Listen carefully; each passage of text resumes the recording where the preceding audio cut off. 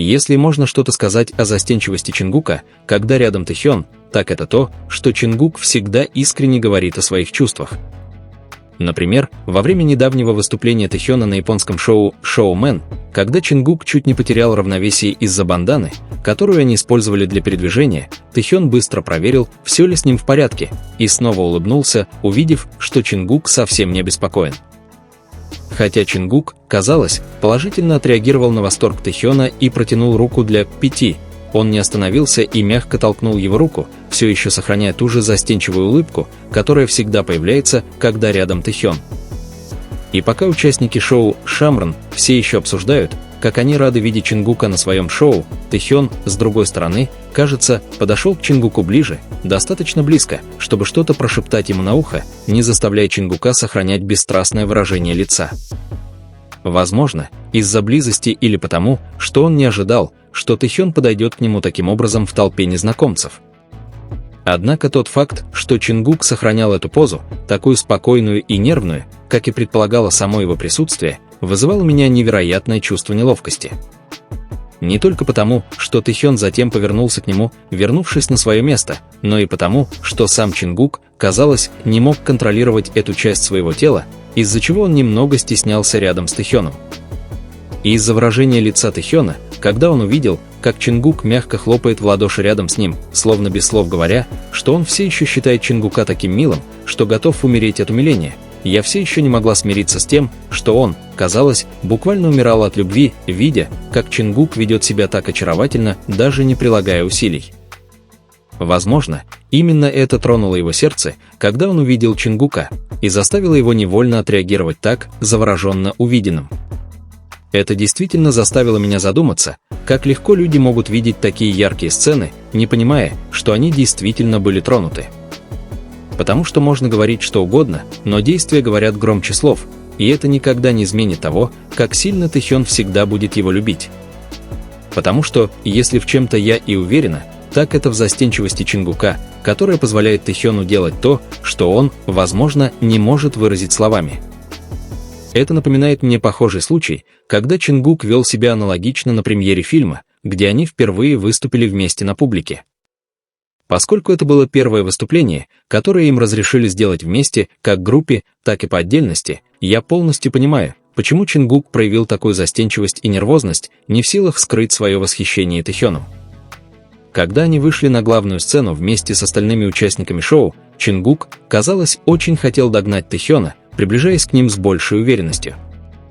И хотя некоторые из них подошли поприветствовать их наедине, меня глубоко тронуло, насколько внимательным Тэхён всегда был к нему, кладя руку на спину Чингука и стараясь всегда держать его рядом.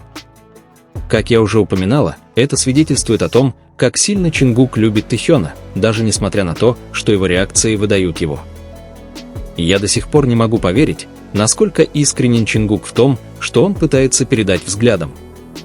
То, как глаза Чингука не теряют своего блеска, даже когда ему приходится отводить взгляд, так очевидно. Они никогда не расставались, или, по крайней мере, не всегда.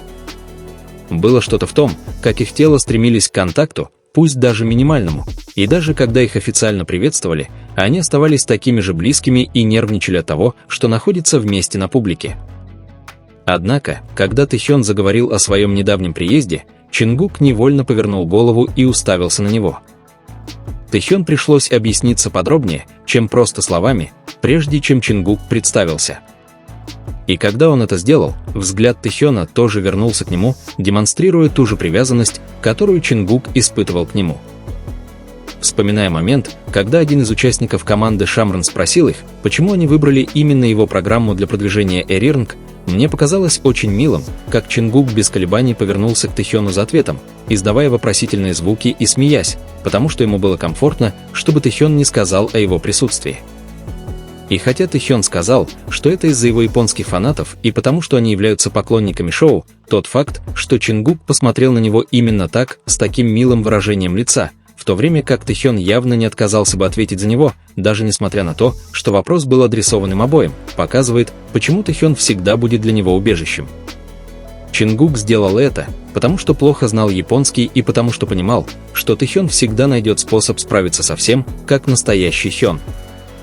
Поэтому широкая улыбка Чингука, когда он увидел выражение лица Тэхёна, ясно показала их взаимоотношения.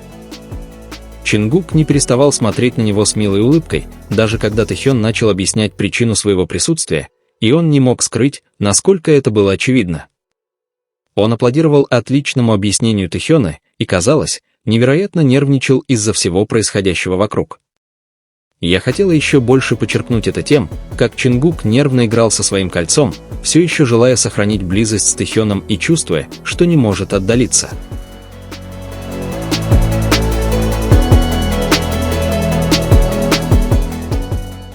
Пока Чингук говорил о своем восторге и жестикулировал руками, ведущие еще больше разволновались и начали вести себя еще более преувеличенно.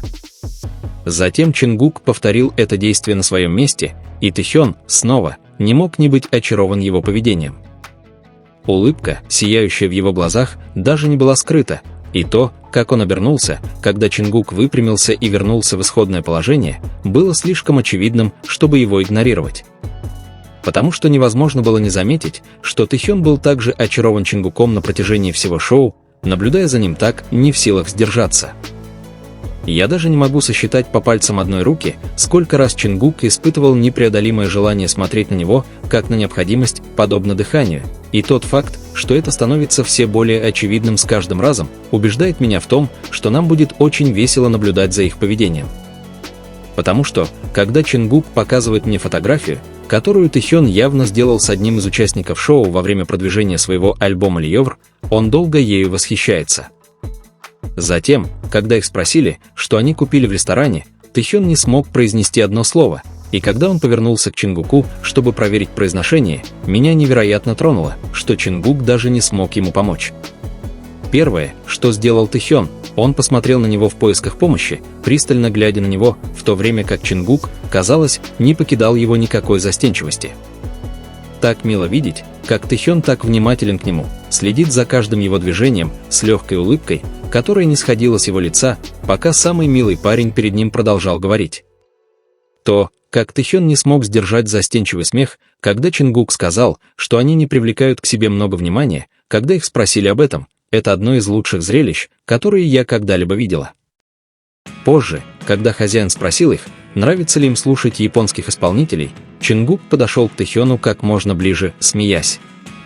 Когда Тэхён, стоявший рядом с ним, упомянул, что Хенр и Блю Дженс – это исполнители, которых они часто слушают, присутствующие на концерте отпраздновали полученное признание, зная, что Тэхён и Чингук слушают их музыку как и поп-группу.